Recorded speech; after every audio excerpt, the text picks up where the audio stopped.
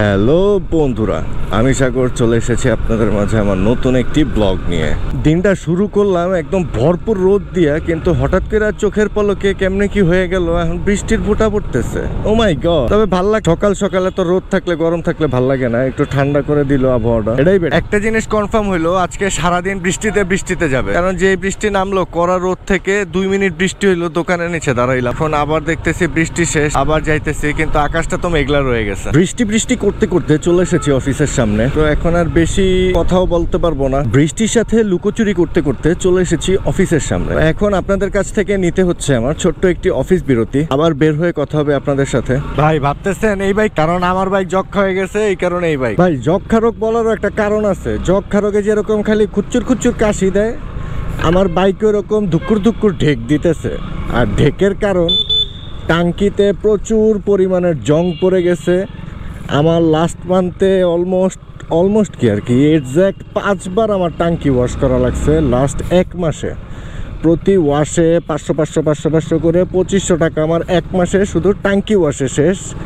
তো এই কারণে আপাতত আর আমার টাঙ্কি ওয়াশ করার ইচ্ছা নেই। আমি এখন অফিসের বাইক নিয়ে বের হয়ে গেছি। আমার টাকা চুলকায় না, টুকটাক টাকা ম্যানেজ করব, টুকটাক টাকা ম্যানেজ করে নতুন টাঙ্কি নিতে হবে। টাঙ্কির জং সব পাইপ দিয়ে কার্বোরেটরে যায় জমে, কার্বোরেটরের পরে তেল সাপ্লাই দিতে পারে না, তখন শুধু ঢেক দেয়, শুধু ঢেক। ঈদের পরে অফিস খুলে গেল, কিন্তু অফিসের কাজ এখনো পুরোপুরি শুরু হলো না।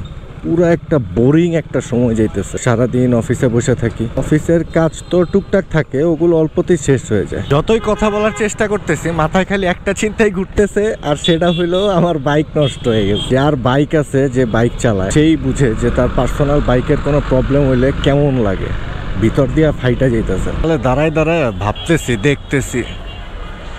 মিরপুরে জন্ম তো ভাই, এই এলাকার অনেক কিছু দেখছি যেটা আর কি অকল্পনীয়, কখনো ভাবি নাই যে এই জায়গাটা এরকম হয়ে যাবে। আমার অফিসের এই গ্ল্যামারটা ভাই সব দিক দিয়ে ঠিক আছে, পারফেক্ট, খালি হেডলাইটটাতে মাইর খাই। ও রাতের বেলা ওর হেডলাইট কিছু দেখি না, সবকিছু কেমন জানি লাগে, মনে হয় যে খালি চোখে ভালো দেখি। এই যে হেডলাইটের পাও, পিক আপ দিলে বাড়ে, নইলে কমে, যেটারে বলে ওই যে এসি নাকি ডিসি একটা আছে না, ওই অপশন করা। বিসমিল্লাহ। যাক, আসলাম হলো বন্ধুর কাছে, একটু দেখা করলাম ওর সাথে। এখন ওর বাইকটা একটু চালাইতে মন চাইতেছিল, এই কারণে বন্ধুর বাইকটা চালাইতেছি। নর্মাল রাইডে হর্নেটের মিটারটা যা লাগে দোষ, হ্যাঁ সিবিআর এর মিটার আর এই মিটার সেম। আমি তো সিবিআর চালাই নাই, তো সিবিআর এর খবর তো জানি। মিটারটা পুরো একদম আলাদা একটা ভাইব দিয়ে দিই, পুরা চেতা। এই বেটা, এই ল মামা, অ্যাক্সিডেন্ট করে চাগাই গেছস তুই, আপাতত রয়েছে।